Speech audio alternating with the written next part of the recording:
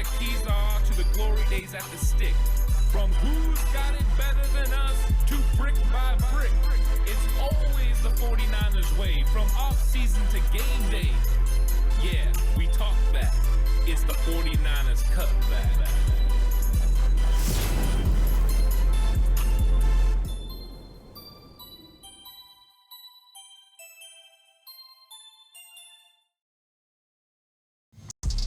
It's 49ers Cutback podcast time. Welcome to the show, everyone. Going to be talking about what we can learn from the San Francisco 49ers 30 visits. So they're allowed to have official visits with 30 players. It includes a variety of different things that they can do while they're there, whether that is, checking in on them, give them a physical, go through a little bit of work out on the field to kind of get an idea of who these players are. This is where you start getting some of these conversations, like when you're talking to an offensive lineman, it's, hey, you've played left tackle your whole life. Can you play right tackle? Can you show us what it looks like when you play right tackle? Do you have the drive out of your stance to be able to do the things you need to do in your slide? Can you hit that 45 and be able to get out there where you need to get out and cut out a defensive end or cut them off? So there's a lot of things that you're going to do in these 30 visits. And why is it important? Well, it's important because the 49ers have consistently taken players from their 30 visits. And so I want to kind of approach some of those. They got key players that they met with in 30 visits, and that's why it's significant to a point, because we're going to start targeting players they could potentially be interested in, and they're still meeting with players right now. So this is not going to be a full list. It's just going to be up to this point. But not just does it show who they're meeting with and the players, but it also gives you an idea of where they're looking to strike on certain positions, because they are meeting with players in this process that are potentially first round, second round, third round, wherever, but you get to see where the multiple positions are. Are they meeting with multiple first round defensive tackles? Are they meeting with multiple first round defensive ends or second round cornerbacks? Like, all those things are going to be on display. And I think it kind of shows where they're looking to entertain things early on in this draft, where they're putting a lot of focus on. And once I go through the list of some of the players that they met with in the past, you'll get an idea of why this is so important to kind of know what some of these names are. Now, it doesn't mean that if you hear your favorite player as a part of this list that they're going to select him. And it doesn't mean if you don't that they're not going to select him. I think that it could go either way. But it's going to be a good tell in kind of the direction the 49ers are going. So we're going to kind of look back, get an idea of the guys that they've got, that they brought in for 30 visits. And a lot of times it helps them feel more comfortable with the individual, because the tape tells you a lot. It tells you what that player does on the field. And that's the part that means the most when it comes to on the field play. But there's so many factors that are going to determine whether that prospect is going to turn into a consistent contributor for your football team that goes well beyond the field.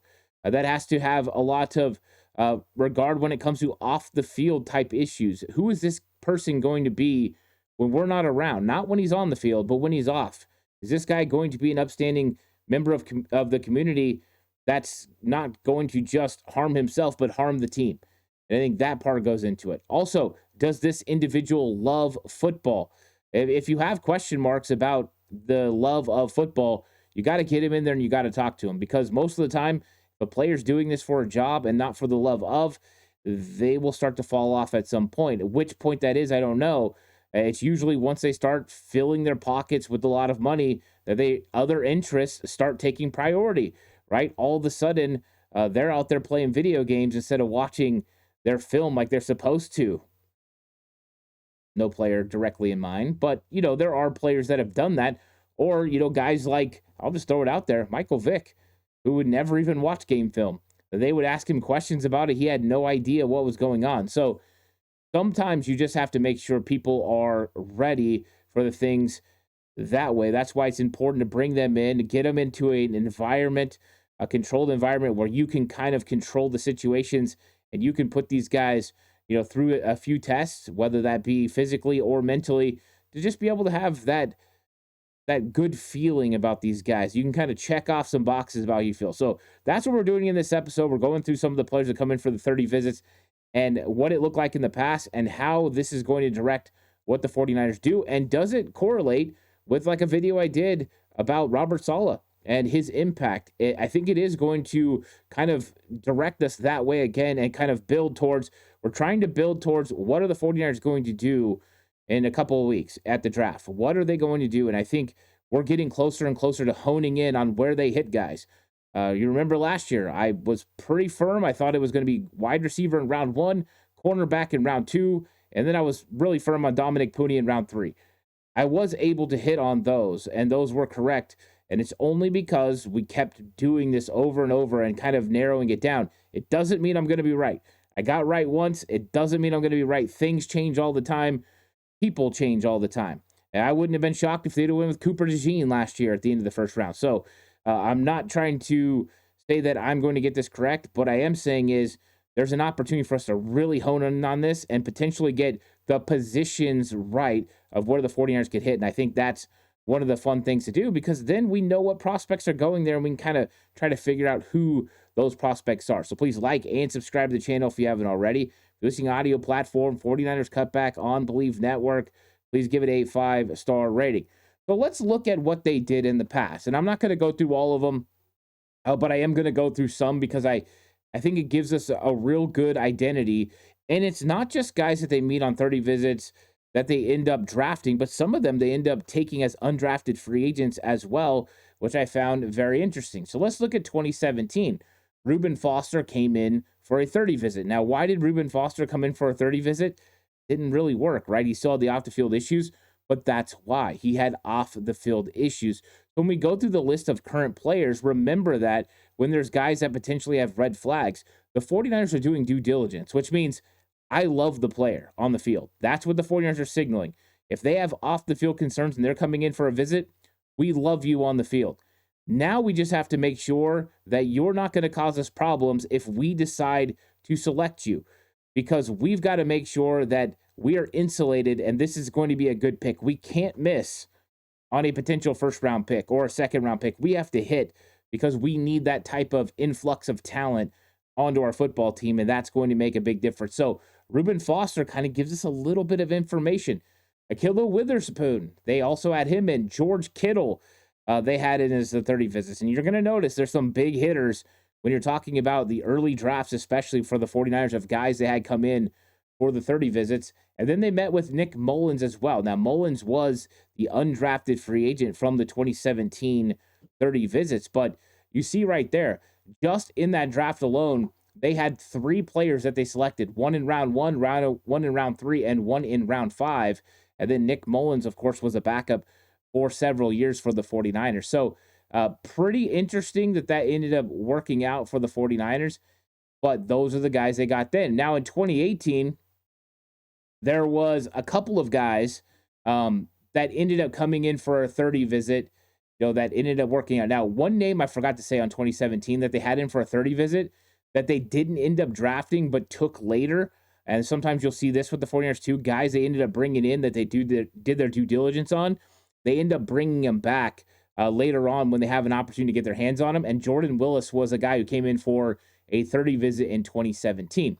In 2018, Dante Pettis, the 49ers second-round pick, he came in for a 30 visit, and they ended up selecting him, of course. That one, of course, did not work out, and he wasn't there much longer. Once he got into Kyle Shanahan's doghouse, it wasn't too long, and then Dante Pettis is moving around. But he's still hanging around the league, and he's still, getting an opportunity to play in the league. But they did select him. And then Fred Warner. So how about that? In the first 2017, George Kittle was one of the 30 visits. In 2018, Fred Warner, one of the 30 visits.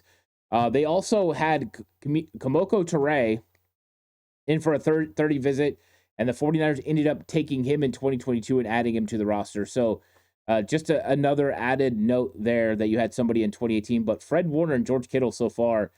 Then in 2019, they had these 4 guys that they ended up drafting come in for 30 visits. Nick Bosa, which you have to, right? If you're picking second overall, you want to have the best of the best guys come in and have conversations with.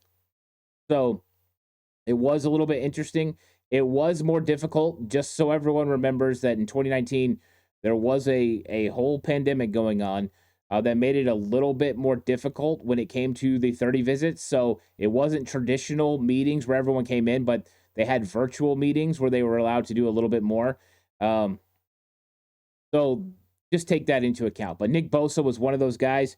He definitely came in. Debo Samuel, the second round pick, he came in. Jalen Hurd, the third round pick, he came in. And we know Jalen Hurd ended up not working out for injury reasons. And then Tim Harris, who they got later on in round 6, he ended up being selected as well. And he came in for a 30 visit. Now, what's interesting is we know that Kyle Shanahan was the coach of the Senior Bowl in 2019, and he worked with Debo Samuel and Jalen Hurd, but still brought them in for 30 visits, or not really brought them in, but had a virtual meeting with them just to check on them.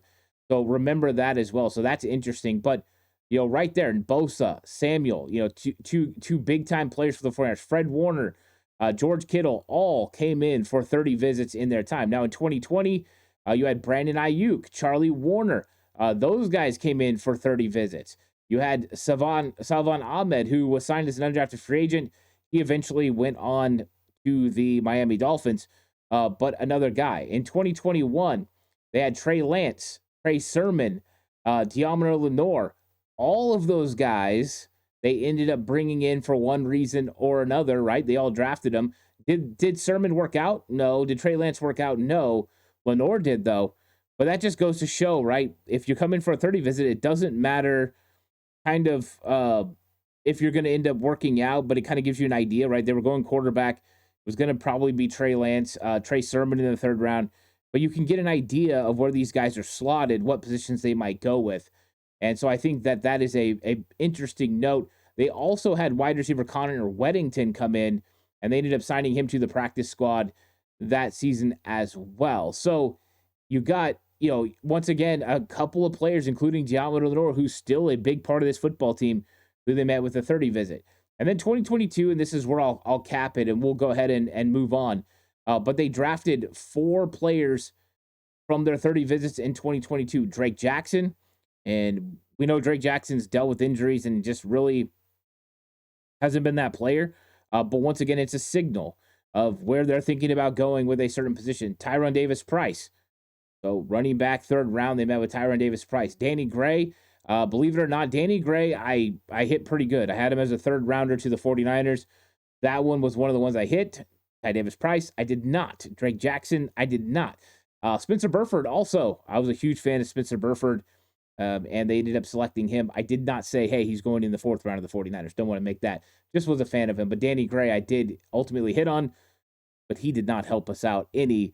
So I was wrong about his impact and what he could be to the football team, but only that he was able to be with the 49ers. So they also got Kalia Davis and then Tay Martin, who they ended up signing from as a UDFA. And we know he was around the team for a long time until last year. So they actually selected in that process 5 guys off of their top 30, and they had, including Tay Martin, 6 of those guys end up being there. So it's very interesting what they do. Now, in 2023, Cameron Latu was on that list of somebody that came in that they met with as a top 30 guy. So it doesn't always work out with the guys, but it does give an idea and a signal of who those guys are. So now let's talk about who came in for the 49ers so far in their top 30 visits and what it means. And I think right now, the first one I want to point out is probably the guy that is considered one of the guys that's probably going to go the highest. And the highest right now that I can see of offensive line that they've met with on an official 30 visit. Because even though they've met with a ton of guys, right, between the Combine, the Senior Bowl, all these other thhave that they do, there's only a few guys that are only 30 guys that are allowed to do top 30 visits with. And now we're so far in the process, they might have met with a lot of guys earlier, that there's a lot more information. You kind of have an idea more so where guys are going to be slotted. So you have an idea who you have a chance to get. You don't want to waste a visit on somebody that you're not going to be able to draft, right? So if you believe a player's going earlier than you might not set up a 30 visit. If you think a player's going late, or in a spot where you're not going to be able to get, between 20 and 43, and you're just not going to be able to get them, maybe you don't do it. But the first guy on the list is Kelvin Banks, the offensive tackle from Texas. And Kelvin Banks is a really good football player. And I think coming into the season, he would have been thought as probably the number one offensive tackle. And I think a lot of people have seen how good, some of these other guys have performed, and they've moved him off of that. You got Will Campbell. He's done a phenomenal job. And I think question marks about his arm length is probably a concern for half the teams in the league. Others, it doesn't concern them at all because his technique is really good. With Banks, it was a little bit more inconsistent, even though his play was still fantastic. Like, he still played really well. He's built for the zone scheme. He fits what the 49ers want to do. He would be a dynamite selection at 11. I do think he's a player worthy of pick 11. You could slot him at left guard day one. He could start next to Trent Williams, and you've instantly upgraded your offense immensely. You could have him go compete with Colton McKivitz at right tackle, and that's one of the things I talked about earlier. Maybe they brought him in, and they want to go ahead and see what happens if they move him to left guard, or what happens if they move him to right tackle. Some of those things are, things you got to take a look at. It's hard to switch sides. So getting an idea of what he could do could be significant. But what it does mean is offensive tackle is in play for round one. I don't think it's the most likely, but I do think it's in play if the right player's there. Because the 49ers do know that eventually they're going to have to replace Trent Williams. They do know, John Lynch said during the owners' meetings, that left guard is something they're looking to address. That frustrates a lot of people. They're not going to address center, not right tackle, but left guard. I get it. You have a hole at left guard potentially. You have a bunch of guys that haven't really proven that they can be starters that are vying for that position. Maybe one of them will step up. But if you could address left guard with a guy that could eventually be your left tackle of the future when 2 years, when Trent Williams hangs it up, if it's 2 years, I'm just assuming, then you've got a guy that plays left tackle for 3 years before you have to give him a new contract. You feel like you're pretty comfortable. He does fit the scheme. He fits what you want to do. He's athletic enough, would be an absolute beast at left guard. Maybe he plays left guard one season. Colt McKivitz is a free agent next year. You move him to right tackle. That is something you could consider as well. So some versatility there with Kelvin Banks. And I think that there's a lot of value for him there. So offensive tackle, just reading what's happening with the 30 visits, is not off the table. I wouldn't say it's the most likely, but not off the table. So who else did they meet with for a top 30 visit? Well, how about meeting with Miles Frazier, the offensive guard out of LSU? Now, this one is a little bit interesting because, Miles Frazier is a solid player. And the 49ers like to do this, and they like to go find guys, that they can plug and play. But where exactly is Miles Frazier going to go in the draft? I think that is the bigger concern, is finding out exactly who that guy is and where he fits within their scheme of going for a certain player. So finding Miles Frazier in this draft and locating where's the hotbed for him to potentially be drafted is exactly what the 49ers are doing when they bring him in. So Frazier is going to be a guy, you got Kelvin Banks in round one. Frazier is going to be more of a day two, early day three pick. A big physical guy, 6'5", 317 pounds.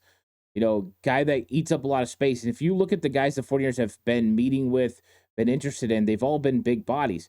Well, what's interesting about Miles Frazier is this is not a guy that's going early, right? So they met with the early offensive tackle. Now you're getting a guy later for guard. So they must see Kelvin Banks as an eventual tackle.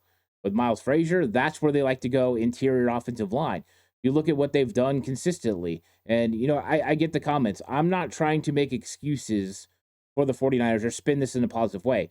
There's just an acceptance of this is the way the 49ers operate. Besides Aaron Banks, they don't go earlier than round 3. Dominic Pooney is kind of the next outlier. But other than that, everything is day 3. Spencer Burford, Nick Zakel, even Ben Bartz was a late round pick that they picked up off a scrap heap. This is just what they do when building an offensive line. Colt McKivitz, a 5th round pick. Jake Brendel was undrafted, not to the 49ers, but that's just what they do. And so there's kind of an acceptance there of this is how they operate. Would I love to see them nail one of the best offensive linemen, in the interior offensive lineman in round 2 or round 3 and get one of those guys that's an absolute stud like Donovan Jackson? Heck yeah, I would. That's one of my favorite players in this draft, and I think he would set up left guard. Would I love him to get like a Jonas Savahi Naya? Absolutely. I think he would do a really good job. Is there some guys in day two and day three that make a lot of sense for the 49ers? Yes. And it looks like Miles Frazier is one of those guys they're really considering. You're talking a very wide body, long arm guy that can make a huge impact. He's got the ability to pull the combo blocks, to push in the second level, all that stuff. So you're looking at a guy late day two, early day three, which is in tune with what the 49ers normally do when you're talking about offensive guards. So that's why he came in for a 30 visit. So you had Kelvin Banks. He's probably going to be an offensive tackle. Then you have a guard. Now, who else have they met with that makes this thing interesting? Well, before I go to defense, I'm going to talk about Harold Fannin Jr. And Harold Fannin Jr. is a favorite of a lot. And this dude is a good receiving threat, got a lot of ability, can make some plays in several different fashions. He's a fun player to watch. And I think that he's kind of been sitting in the late two, early round three category. And we've seen him start to slip a little bit in mocks. Some of the concern about his speed, he ran over a 4.7 at 4.72. Didn't check in, with the best athleticism. A lot of people thought he was going to be more athletic. When you're talking about a guy that competes at a high level and is able to be a consistent move tight end, showing good upside to be a inline tight end because he can block as well. He plays bigger than his size, which is something that's really important for an offensive player in Kyle Shanahan's system. You have to have a guy, that can step up. And he's one of the best tight ends in this draft. 6'3", 241 pounds. He looks very explosive on film, can make plays in the open field. So what it does show, though, is the 49ers are willing to look at tight end in round 3, potentially, and round 4. So that starts putting other guys also in a category to watch because they're looking for a move tight end. Gunnar Helm, Elijah Arroyo, Terrence Ferguson, Aronde Gadsden. All of those guys are move tight ends that you can kind of find in that late day 2, early day 3 window. And so what it does, once again, yes, Harold Fannin is probably somebody to watch. He could be a target for the 49ers in this draft. But also what it does is display what type of player they're looking for and where they're looking for that particular player. And so you do got some other guys. And, Harold Fannin Jr. is a great player. And one of my favorite players in that group that we mentioned is Terrence Ferguson. So I think Ferguson would be available at pick 99 just to show you. Don't get Harold Fannin, maybe you get Terrence Ferguson. But it goes to illustrate what they're trying to do with certain targets. Now let's flip it over to the defensive side of the ball because I think this is going to be one of the most interesting ones because that's where a lot of their top 30 visits go. I'm going to start with edge rusher and Mike Green. And Mike Green is the most Reuben Foster-esque player when it comes to question marks about off-the-field issues with 2 sexual assault accusations. And I got to say accusations, no charges. There is a concern about who he is off the field. So the 49ers meeting with him a couple times, and one of those being a 30 visit where they can have a private setting to have a real conversation with him, I think is doing your due diligence and making sure because the film shows Mike Green is worthy of the number 11 pick. And I get it. People in the comments say, hey, the level of competition. And you're right. The level of competition consistently wasn't that good. But when he had to line up against the big boys, when he had to go play against the best of the best, he was able to hold his own. When he got to the Senior Bowl and he had to line up and he had to go against Josh Connerly, he put him on his backside, showing that speed to power conversion rate, showing that he's over 250 pounds at 6'3".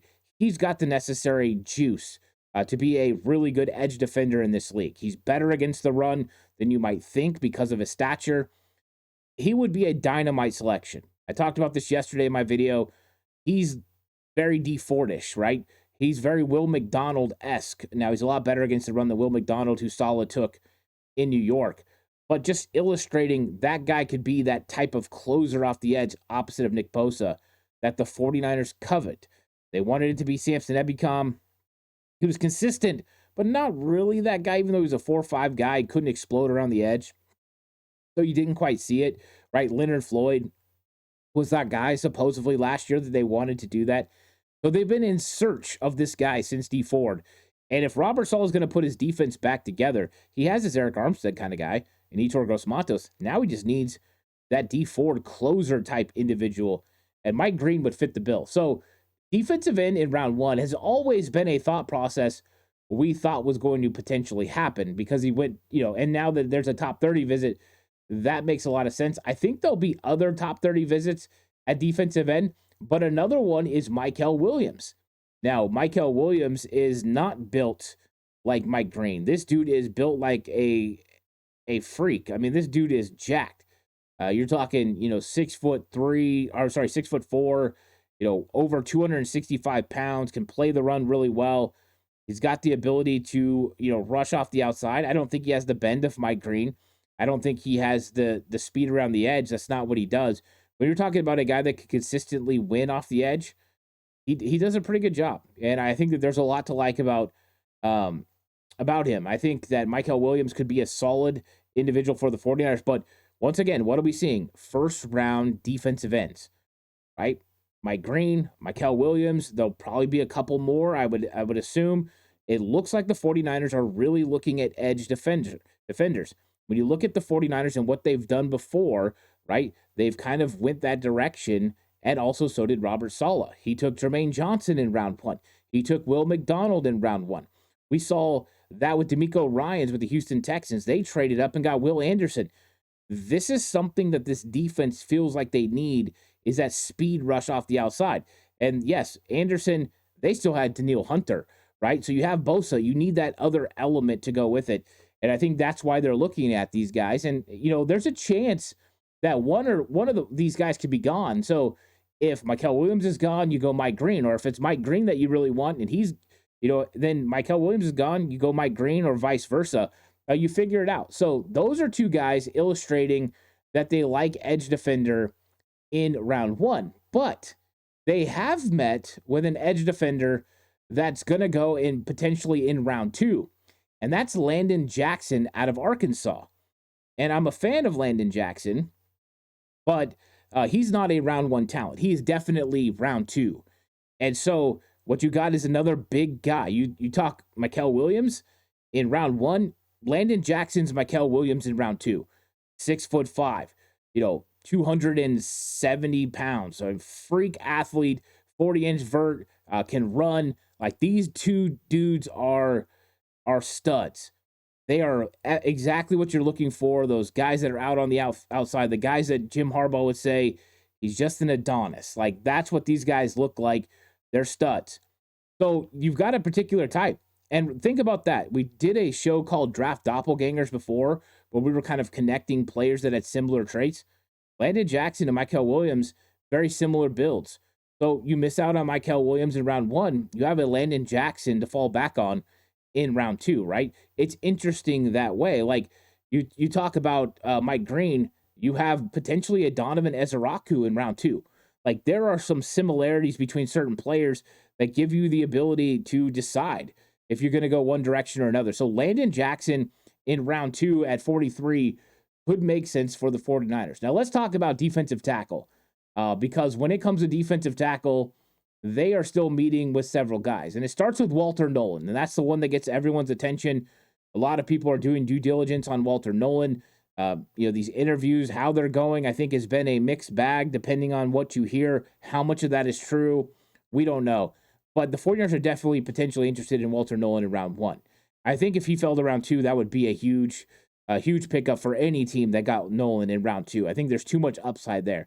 But I think we have to legitimately look at edge defender as round one potential and defensive tackle, considering they met with Walter Nolan.